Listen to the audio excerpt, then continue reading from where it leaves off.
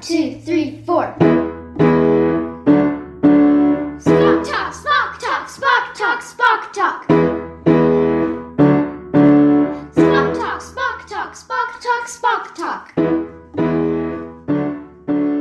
Spock talk, Spock talk, Spock. Welcome to Talk Spock, the podcast that explores what's the deal with Dr. Benjamin Spock. How did baby and childcare become the preeminent parenting guide of the 20th century? Who gets to tell parents how to parent? I'm Deborah. And I'm Katie. We're talking Spock because we want to understand what it is about Dr. Spock's work that endures. Why is the Spock brand around 25 years after Dr. Spock died? Last episode, we covered American parenting advice by authoritarians, hygienists, behaviorists, and child development theorists who wrote parenting guides before Spock's seminal work, The Common Sense Book of Baby and Child Care, was first published in 1946. We discussed whether or not the sometimes strict, sometimes bad, sometimes just plain weird advice made parents ready for Spock's guide. And in this second episode of Talk Spock, we are going to talk about Dr. Benjamin Spock's propensity for success via his privileged upbringing. Did Spock's advantages set him up for success and celebrity? To start, let's go over the Spock family tree super quickly. Benjamin Spock's father, Benjamin Ives Spock, was a New Year's Eve baby born December 31st, 1872 in Connecticut. Spock's dad's dad, the grandfather, or maybe we can call him the Spock father, yes, was please. William Henry Harris Spock. I don't have an exact birth date for him, but his dad, Stephen Spock, was born around 1775 in or around New York. His dad, James Spock, that would be Benjamin's great-great-grandfather, was born in Peekskill, New York in 1741. The great-great-great-grandparents of Dr. Benjamin Spock were Jonas Spock, born in 1715, and Elizabeth Yeomans, born in 1714 in Westchester, New York. Okay, not that this isn't fascinating, but it's also boring. So I have a feeling you're leading up to something. It seems like the Spocks have a history, a little bit of a history in our great nation. Yes, my point is that this is not a family that had a hardscrabble immigrant or enslaved or persecuted origin story. By the time Dr. Benjamin Spock, who wasn't a doctor then, was born in 1903, his family was well established in the United States. The Spocks were educated, they were property owners, they were comfortable members of the professional class. I think gentry might be the right word. And this is not, my point is, it's not an up by their own bootstraps type of narrative at all. So when I started my Spock research, I listened to a podcast called This Day in History, and it just lists all of Spock's privileged signifiers. It was like the day he was born or the day he died or something. His dad was an attorney for the railroad. He was a Yale graduate. And then Spock himself went to boarding school, then to Yale. He won an Olympic gold medal in rowing. And then he went on to become the successful pediatrician and then the most successful parenting influencer of all time, I think we can say. He writes about how, although he grew up with what we would consider to be tremendous privilege, he didn't know he was privileged. He writes about being a shy, awkward, and kind of insecure child. In his Spock on Spock memoir, he writes, "When you're a young child, you just assume that the way your family lives is the normal way to live.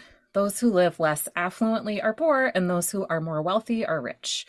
We were average for the neighborhood, which consisted of Yale faculty families, professionals, and junior executives in the same financial situation as my father." Certainly sounds totally average. Totally average for New Haven, Connecticut at the time.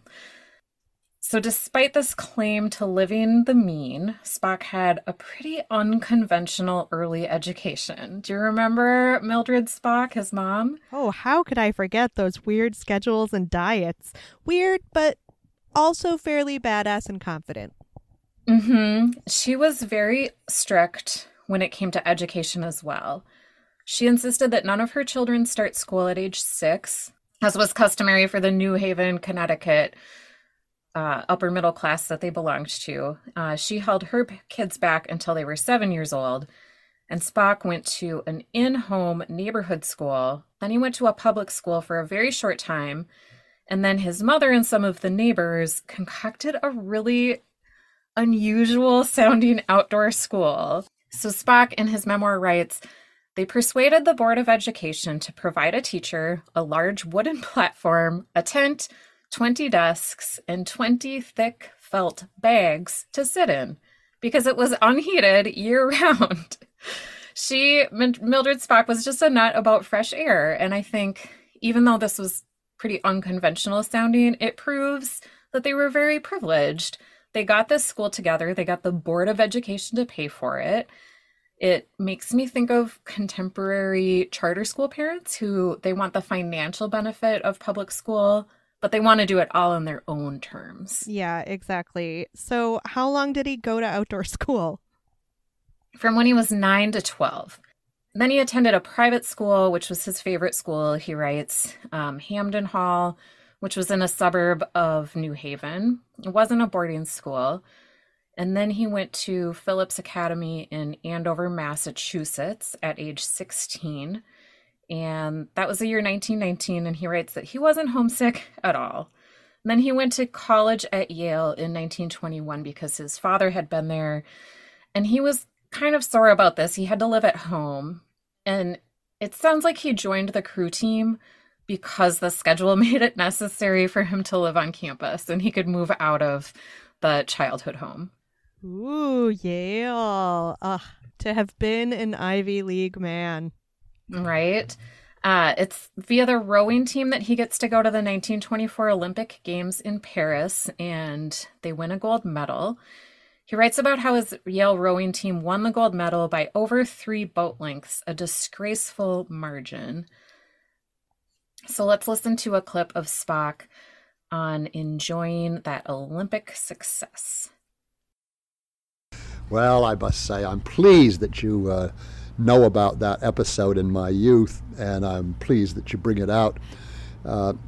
It's a little out of character with the rest of the things that I've been interested in lately, but secretly between you and me, that's the thing that I'm proudest about, that I won a gold medal in the Olympics. That in some ways seems more exciting than having written the book that sold the most copies except the Bible, though I'm very proud and pleased about that too. Thanks to the WNYC Archives for that clip.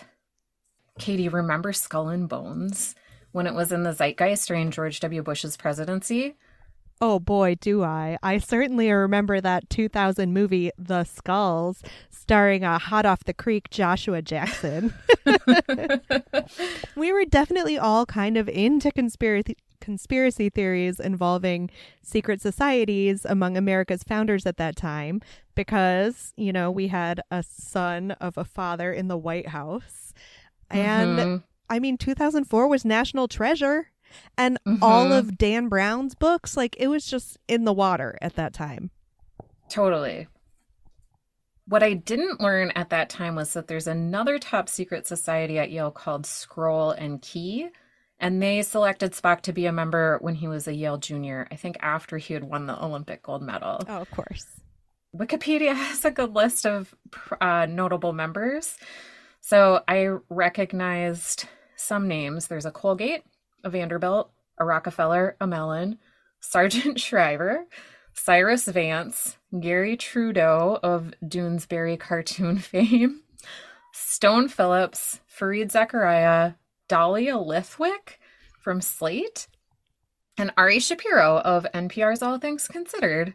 Okay, 2 things, Deborah. I couldn't help but notice that there was only one woman on this list. So I looked it up. And Squirrel and Key only started admitting women in 1988. Seems like yet another good old boys club setting up men, mostly white men, to claim positions of power in society once they graduate. I love it. I also wanted to put in a totally unsolicited book recommendation about Yale's secret societies. Have you ever read the book Ninth House by Leigh Bardugo? No. It is a fictional take on all of Yale's secret societies as a magical nexus of the world, and it is so much fun. I highly recommend. Sounds like something I would love to read. So as an undergraduate at Yale, Spock majored in English and he minored in history. He didn't think that a major in a hard science like chemistry was the best path to medical school, writing, quote, "The undergraduate years may be the last chance to get a broad glimpse of what life and the world are about." And that is true, in my opinion, but it is not at all the reality of, I'd say, the majority of people who go to college, at least in my experience. And with zero irony, he continues to write, quote, "I'm glad that it was not hard to get into medical school and that I could major in English." End quote. So I know this. So I know this was a little bit before Spock's time, but I really, really love reading stories of America's most fancy pants universities in the country's early days when all the students were just drunk 17-year-olds with zero qualifications or motivation.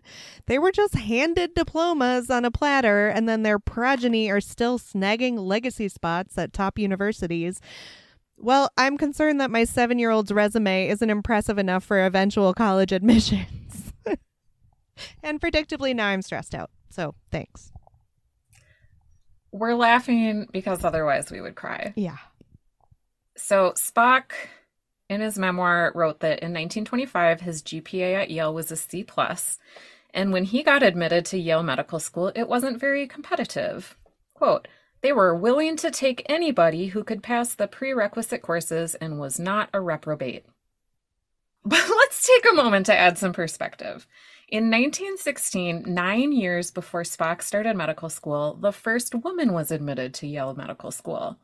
Her name was Louise Farnham, and her father was a professor of economics, so she had a little bit of Nepo privilege working for her. And when the board of the medical school discussed admitting women, they identified that a problem was no lavatory facilities for women existed in the medical school building. Eventually, Louise Farnham was admitted because her dad paid $1,000 to build a woman's bathroom. Easy to get in to medical school. So not only did he build her a bathroom, but he built her a fancy bathroom. $1,000 in 1916. That's like 28 grand in today's money. Nothing but the best for our delicate lady doctors. Their constitutions can't handle outhouses. Oh my gosh, I didn't realize the inflation rate. That's a lot. So halfway through medical school at Yale, Spock was able to transfer to the College of Physicians and Surgeons at Columbia University because he had married his first wife, Jane Chaney. And as a reason for transferring medical schools, Spock writes that his and Jane's social needs just weren't being met in New Haven. And New Haven seemed dull, conventional, too full of my family's friends. Most of my college friends were now in New York. So he graduates from Columbia in 1929, and after that he spent 2 years in an intern program at Presbyterian Hospital, which was a prestigious assignment. He earned that with his high medical school grades. And then he completed a 1-year residency at New York Nursery and Child Hospital Center. All right, let me preface this by saying that everything I know about training doctors comes from watching Grey's Anatomy. But Same. just with like undergrad requirements, this seems like a laughably quick path to full doctorhood. Like, these are the elder statesmen that we still consider to be experts, but their education was so bare bones compared to what we put medical students through today. I know that Spock was really clear that his expertise didn't come from school. They came from his years as a practicing physician. And I'm totally exposing my own bias towards higher education, but it still feels super unfair. And can you imagine if like somebody that you knew transferred medical schools so they could be closer to friends? Yeah, so they could have a more happening social life, because all the med students I knew had zero social life. Right. They just dropped off the face of the earth for quite some time. Yeah, like 10 years. After medical school, Spock trained in psychiatry. That's important because we're saving all of the psychotherapy Freud stuff for another later episode. I really, really hope that Spock threw some major shade at Freud. I'll take back all or pretty much most of the smack I've talked about him being a privileged white man if he gets in some good jabs at Freud. No jabs. Oh, no. So it's relevant to know that Jane Chaney Spock was from an affluent Connecticut family. It's irrelevant to know that their money was made from silk manufacturing. It's relevant to know that her mother was known as Booty, Boody, and Spock's sister was known as Hiddy, Hiddy, which both sound to me like Park Avenue nicknames, just like signifiers of waspy wealth. It's irrelevant to know that my grandmother very purposefully named all 4 of her sons names that would not lend themselves to nicknames ending in that E sound. An anti-wasp stance, perhaps? I don't know. As the proud owner of an E name myself, I am offended. That is funny. I didn't know that. So here's how Spock and Jane made it in New York. Spock's dad paid his tuition. Jane got $2,000 from her mother per year, and she had a job taking family histories of patients at Presbyterian Hospital. Spock had a $5,000 legacy from his godfather, and together, Spock and Jane received a couple of $1,000s as wedding presents. And this all sounds like kind of a lot of money for a couple of newlyweds in their early 20s and $2,002 when I was in my early 20s. But keep in mind that this was in the mid-1920s. It definitely has shades of like Mrs. Bennet. He had $5,000 a year. Yes. So he's really propped up by his wife's family.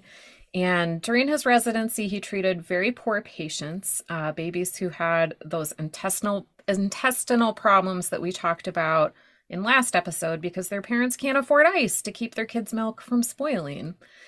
This might have been one of his first experiences with folks who were not in the same socioeconomic class as himself.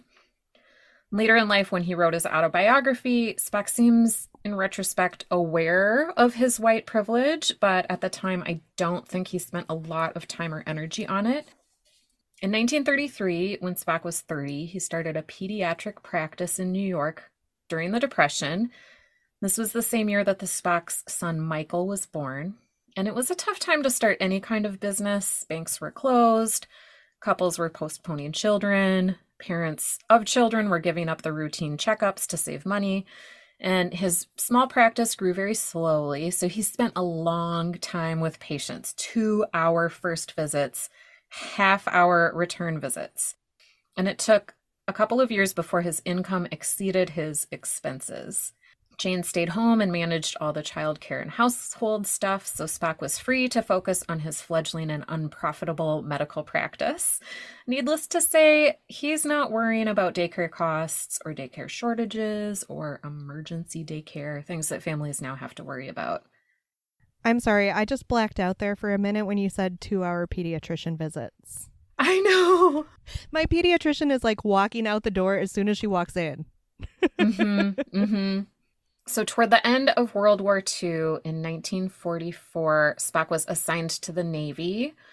He requested naval service rather than the Army, and he spent 2 months in Bethesda away from his family at an orientation before he was assigned to the U.S. Naval Hospital in Queens, and there he is assigned to work as a psychiatrist instead of a pediatrician. I feel like I should have some insight here as a military spouse, but my first question is, why did only the Navy need physicians and not the Army? Like, our land-based forces were just kind of left to fend for themselves? Like, they just had to keep rolling along all by themselves? And I'm also kind of shocked that they even employed psychiatrists in the military back then. I tend to be of the opinion, unsurprisingly, that not enough men employ mental health services even now, but the military isn't exactly known for encouraging men to freely explore their mental and emotional needs. I'm not sure how the assignments worked. But he did spend a total of 2 years in military service. He worked at a naval base hospital on Long Island. Then he went with the Navy out to California to the U.S. Naval Personnel Depot at San Bruno, then Treasure Island in San Francisco Bay, and a family hospital and clinic outside San Diego. He eventually was discharged in 1946. I mean, this was so late in the war. Was it kind of like, well, we need psychiatrists to get in there and like cobble together these poor men's shattered psyches to like get them back out on the front? I'm not sure. And when he was working in California, he was more in charge of like like a family. Not a pediatrics department, but he was taking care of babies who were born to like the wives of the men who were fighting. Gotcha. So I'm not saying his life was 100% easy. I haven't even mentioned that he had a personal tragedy to contend with. He and Jane had a premature baby that died, which was very sad. Clearly he worked. He got a medical practice going when it was tough to get an income-generating practice or any income-generating business in the early 1930s. And he served in the Navy, which must have been very difficult, and he was away from his family at that time, which must have been hard. However, without the Yale legacy admission and without the financial support from Jane's family, there is no way that Dr. Benjamin Spock would have become the successful pediatrician trained in psychoanalysis with a well-regarded reputation without those early life and early career support systems. So we'll get to the Common Sense book of baby and child care, but I want to bring up an early book deal offer that Spock turned down. He was approached by a Doubleday editor just 5 years after he started his practice about writing a book geared toward new parents, but he turned down that offer because he said he didn't know enough yet. Can you imagine turning down a book offer? Can you imagine anyone you know turning down a book offer? No, if someone offered me a book deal to write about anything I didn't know about, I would take it. Even if it was like electrical engineering or something that I know less than nothing about. Oh, I would read that, Deborah. Aw, thank you, Katie. So continuing down our privilege path, let's talk a little bit about looking the part. This is fun. Dr. Benjamin Spock was tall, he was lean. I wouldn't call him handsome necessarily, but he looked like an authority figure. So I took the opportunity to look up his photo on the Columbia website. I'm sure you've probably seen this photo too. And he's like all clean cut and he's sporting a thick head of dark hair. He is scowling at me in just such a way that I am desperate to earn his approval. Just like frowning out at all of us, disappointed in our misguided child rearing practices. I'm sorry, Dr. Spock. Tell me how to make it right. How many bananas is it okay to eat? Bananas, no bananas. I have to know. Most of the images in my mind are from like when he's older and cuddling babies, and he seems very grandfatherly and gentle and nurturing. Yeah, he definitely has RBF in the Yale photo. Is that an acronym that people use anymore? He has a resting grump face. All right, let's just say that. So I have found some highly amusing anecdotes about his clothes horse tendencies. He was super fashionable, really focused on looking put together. There are so many outfits mentioned in books by Spock and about Spock. There's a very robust clothing preferences section in the index of the biography by Thomas Maier. And his focus on fashion started early when he was influenced by a teacher named Mr. Babcock, who taught at Spock's favorite school, Hampden Hall. Spock wrote, "He was always immaculately groomed and always wore a blue suit with white chalk stripes. I thought, that's the way I want to look. And here I am today at 86, still wearing a blue suit with white chalk stripes." I mean, I can't argue with a preference for pinstripe suits. Conservative, but still more flamboyant than a solid color. Honestly, it sounds flawless. Really, I need to know more about this clothing preferences section. Do you have any excerpts by chance? Yeah, so all of this stems from like his teenage years because he was made to wear his father's hand-me-down suits. So when he was a grown-up, he took great pleasure in shopping for himself. Even when he and Jane were on a tighter budget, he budgeted for what he called the correct clothes, which is defined by those blue suits with white high collar shirts, complemented by a gold watch fob that Jane bought for him. Spock himself writes about a picture taken of him pushing his son Mike in a baby carriage in Central Park. Quote, "You can also see how dapper I dressed. I had on a well-fitting overcoat and a Homburg hat at a slightly rakish tilt." When he is older, retired, he traveled a lot to give speeches against nuclear arms and against the Vietnam War. Sidebar, another topic for a later episode. And he continued to dress well. In his memoir, he writes about his packing and laundering strategies and like how he would keep his clothes looking neat, what he packed, 4 or 5 shirts, 8 or 10 detachable collars, shorts, maybe an extra pair of shoes. And he writes how he only really feels comfortable when he was dressed up. But he definitely knows like the codes. Like in California, he would dress in a blazer and slacks, but on the East Coast, he would always wear a 3-piece suit. I love how he's sitting down to write his memoir, and he doesn't spare a moment to think, oh, what am I going to write about? Have I really done anything that deserves writing a whole memoir? No, he thinks people really want to know how I kept my shirts unwrinkled during all this travel. Mm-hmm. Hot, wet washcloth against the elbow and knee wrinkles. Thanks, Dr. Spock. And clothes help him play the part. When he taught at Western Reserve Medical School in Ohio, he would put on a long white doctor's coat for school lectures. There's a Saturday Evening Post article that quotes him as saying, "I don't really need this, but these are first-year students and it helps provide the proper atmosphere." This is kind of a bit of a tangent, but have you heard the thing about how doctors don't properly wear stethoscopes anymore because they're only shown pictures of TV doctors that like wear the stethoscopes draped around their necks instead of like ready to wear and put on their ears? So they totally make it look like stethoscopes are unnecessary pieces of equipment because they just wear them like scarves. Oh my gosh, they're just accessorizing with a critical piece of medical equipment. Isn't that great? Okay, so I don't know how you guys split your laundry duties, but my kids have to wear uniforms for school, and I often find myself thinking, why did we get rid of the detachable collar? Like, how easy to spiff up a shirt by just putting on a new collar instead of dealing with like those floppy collars that always look crooked. I don't know. Mm-hmm. It seems like a remnant from Spock's early days that I would like to bring back. Right. That was when people were getting their clothes tailored to fit their bodies. It was before like ready to wear, right? Yeah, that's true. Okay, so sure, maybe he was the only pediatrician who studied psychoanalysis in New York.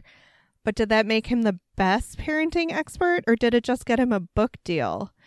I can't help but think about like the early days of blogging or Twitter, all those book deals handed out willy-nilly just because someone happened to be the first person to write a cooking blog packed with all those coveted real-life anecdotes alongside recipes, or the first person to distill the differences between boomers and Gen Xers to 140 characters. Like, a fair bit of it does come down to just being in the right place at the right time. Totally the right place and the right time. Pocketbooks gave him the book deal and said, "We're going to sell this for cheap. It doesn't even need to be good." So before we wrap up, let's go to a segment that we call New Spock, Old Spock. And in this segment, we'll take a look at early Spock advice and see what has changed since the mid-1900s. Since we've been talking about clothes, let's continue and talk about how Spock recommended dressing babies. In the 1957 edition of Baby and Child Care, there's a section titled Clothing, Fresh Air, and Sunshine, where Spock admonishes that more babies are overdressed than underdressed. Quote, "This isn't good for them. If a person is always too warmly dressed, his body loses its ability to adjust to changes. He is more likely to become chilled. So in general, put on too little rather than too much, and then watch the baby. Best guide of all is the color of his face. If he is getting cold, he loses the color from his cheeks, and he may begin to fuss too. Cool or cold air improves appetite, puts color in the cheeks, and gives more pep to humans of all ages. A baby living continuously in a warm room usually has a pasty complexion and may have a sluggish appetite. Is this true? What do the later editions say about babies and dressing them for the weather? All right, are you ready to be shocked? Yes. So the sections you just read appear pretty much verbatim in the 10th edition, including the part about pasty complexions. Oh my gosh. Yeah. Yeah, it goes on to say, quote, as a rule, babies don't need more in the way of clothing than adults, and babies who are overdressed are often uncomfortable. What was your baby wear of choice? I live somewhere hot, so you could conceivably say that my kids lived continuously in a warm room, but I didn't notice any pasty complexions or sluggish appetites. I mean, I live in Minnesota, which gets extremely cold in the winter, so maybe I'm just kind of off of the bell curve in terms of this one, but we would dress our babies very warm in the winter because, like, the house was drafty and you don't want your baby losing weight because you can't keep your house warm enough, right? Yeah, because the chamber pot ices up in the winter. You don't want to expose them to those kind of temperatures. That's a callback, listeners. If you haven't listened to episode 1, just track back on over there. Thanks for listening to this episode of Spock Talk. Please subscribe so you are sure to get our next episode, in which we'll explore how Dr. Benjamin Spock was part of a long post-industrialization societal shift to professionalize the domestic sphere. See this episode's show notes for our references. If you like what you're hearing, give us a like or a share on social media. Rate and review us on Apple Podcasts. Listen to our other podcast, It's My Screen Time Too, where we review TV shows and movies made for kids. Special thanks again to the WNYC Archive Collections. We'll see you soon the next time we talk Spock. Spock talk, Spock talk, Spock talk. Spock talk, Spock talk, Spock talk, Spock talk.